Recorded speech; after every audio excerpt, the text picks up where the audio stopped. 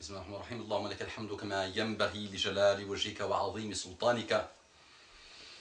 اللهم لك الحمد حتى ترضى ولك الحمد إذا رضيت ولك الحمد بعد الرضا. اللهم صل وسلم على حبيبنا محمد صلى الله عليه وعلى آله وسلم تسليما كثيرا. Attention, attention, n'oublie pas s'il te plaît. N'oublie pas, et c'est jamais pour me faire plaisir à moi, c'est pour te faire plaisir à toi. Et pour faire plaisir à ton prophète. Et pour qu'Allah subhanahu wa ta'ala soit satisfait de toi, c'est Allah qui nous le demande. D'accord mon frère? Inna Allah wa malaikatahu yusalluna ala nabi ya ayyuha alladhina amanu sallu alayhi wa sallimu taslima. Allah et ses anges font la prière sur le prophète. Ya ayyuha alladhina amanu, toi, moi, X, Y, tous les mu'minun, tous ceux qui ont la foi, ya ayyuha alladhina amanu, oh ceux qui ont la foi, mu'minun, vous, toi, moi, X, Y, tout ça. Sallu alayhi wa sallimu taslima. Sallu, ordre, l'impératif. Sallu alayhi wa sallimu taslima. Faites salat wa salam al habibi Muhammad sallallahu alayhi wa sallam. Donc je compte sur toi s'il te plaît, mon frère, ma soeur. Jazakumullahu khayran. Souvent, comme je dis souvent, de temps en temps, ça me traverse l'esprit que les dents sont une aura. Ça veut dire quelque chose que l'homme ou la femme doit cacher, ne doit pas être montré. Alors que les dents, non. Cela doit apparaître.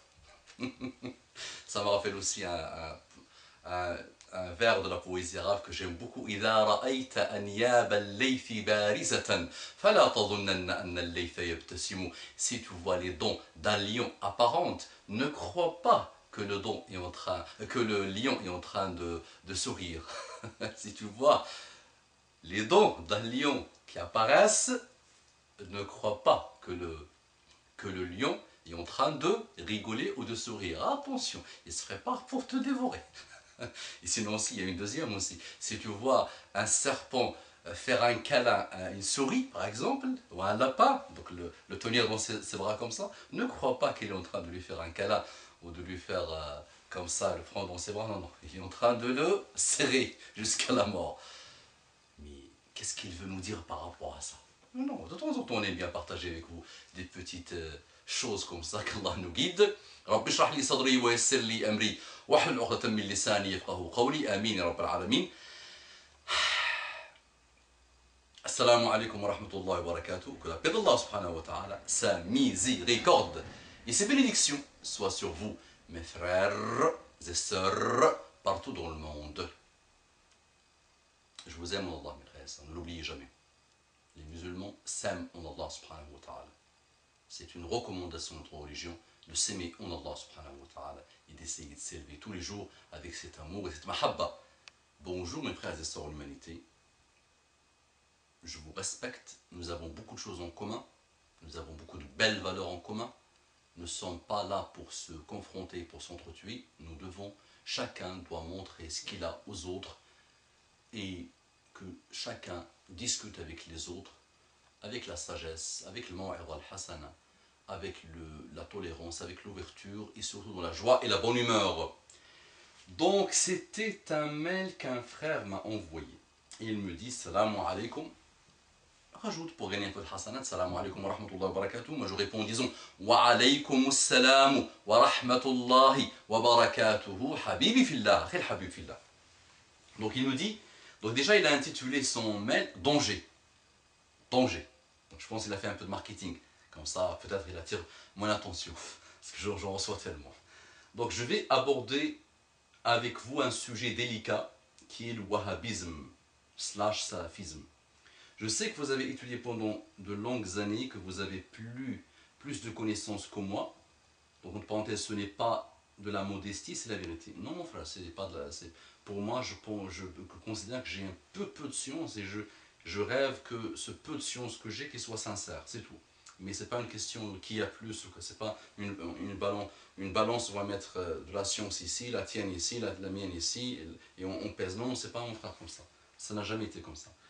Donc il me dit, mais dans une de vos vidéos, quel est ton minhaj, la vidéo, vous faites l'apologie de l'Albanie, entre parenthèses, qu'Allah lui accorde sa miséricorde. Subhanallah. Donc amin ya rabbal alamin. Déjà, alhamdulillah, tu es bien éduqué mon frère. Et le problème, c'est que déjà, ce n'est pas un savant. Il a été prouvé qu'il a beaucoup étudié en autodidacte. Et cela ne fait pas de lui un savant, et beaucoup de savants l'ont critiqué. Donc le très connu savant du hadith indien, ok, je vais pardonner son nom, Allah le guide le pardonne aussi.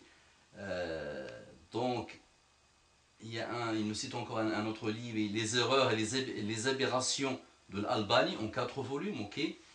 Le savant syrien, ok. Ah, je vais dire les savants, c'est pas grave. Le très connu savant du hadith indien, Habib al-Rahman al-Azmi, je pense, al-Azami, ok. Et Al-Albani, ok, donc il a mis des erreurs, donc c'est un peu mal écrit, j'ai pas compris. Deuxième, le savant syrien Saïd Ramadan al-Bouti qui a écrit les 2 classiques. Ok, donc le nom suivi d'une école de jurisprudence et l'innovation la plus dangereuse, menaçant, ok.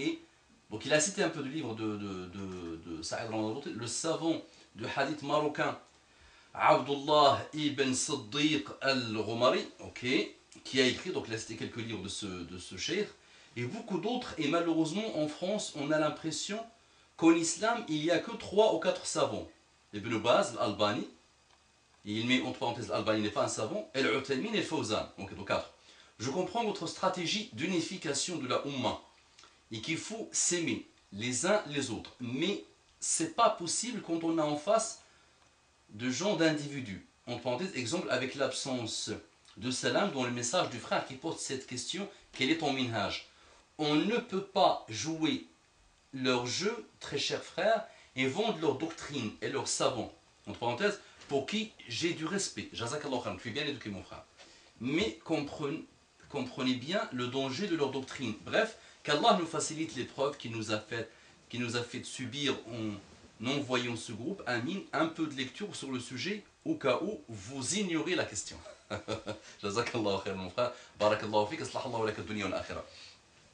Donc mon frère, ce n'est pas dans une stratégie d'unification de la Ummah que je dis de quelqu'un, je dis du bien de quelqu'un, je dis n'importe quel musulman, quel que soit son niveau, à partir du moment où il dit Ashhadu an la ilaha illallah wa ashhadu anna Muhammad Rasulullah sallallahu alayhi wa sallam, je ne suis pas dans les jeux de ceux qui vont l'attaquer et tout ça. C'est pas dans mes habitudes, alhamdoulilah. Et si un jour on fait une mawsou'a, une encyclopédie de belles choses qui ont été dites par les savants dans leur manière de désaccord, quand ils sont en désaccord, tu trouveras des merveilles, des perles qui peuvent être contenues dans des mujalladat, dans des tomes, une centaine de tomes. Parce qu'il y a tellement de belles choses, alhamdoulilah, sur 1400 ans, dans la Ummah de Muhammad sallallahu alayhi wa sallam, quand elle est en désaccord. Maintenant, mon frère, non, je ne veux pas te dire ça. Ça veut dire quoi être un savant déjà? Que veut dire le mot savant? Même un al-alim.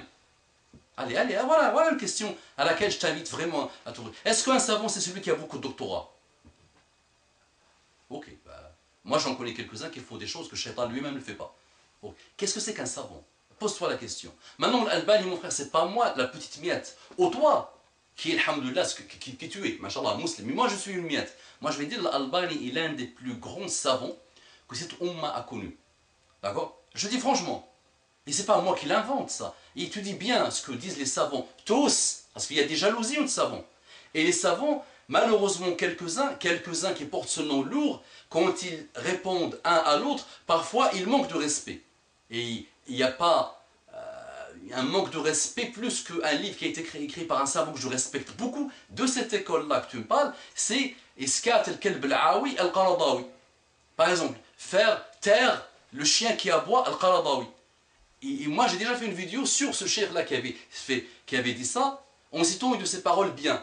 D'accord? Donc, parfois, ils font des erreurs aussi, les savants, dans leurs mauvaises réponses. Et moi, je dis franchement, dommage qu'ils n'ont pas connu, ils n'ont pas écouté le conseil de Hassan al-Banna quand il avait dit qu'il y avait des choses qu'il faut qu'ils règlent entre eux dans une salle, pas devant les humains, parce devant le commun des mortels. À ce moment-là, ça fait malheureusement des choses que tu ne peux pas imaginer. L'Albani, c'est un grand savant, et ce n'est pas dans ma stratégie d'unifier, de le dire, attention mon frère, respectons-les et oublions ces jeux de nomenclature. Wahhabisme, salafisme, ce n'est que de la nomenclature qui a divisé la umma. Allahumma hadina wahdi bina waj'alna sababan liman ihtada. Allahumma salli wa sallim ala habibina Muhammad sallallahu alayhi wa ala alihi wa sallam tasliman kathira.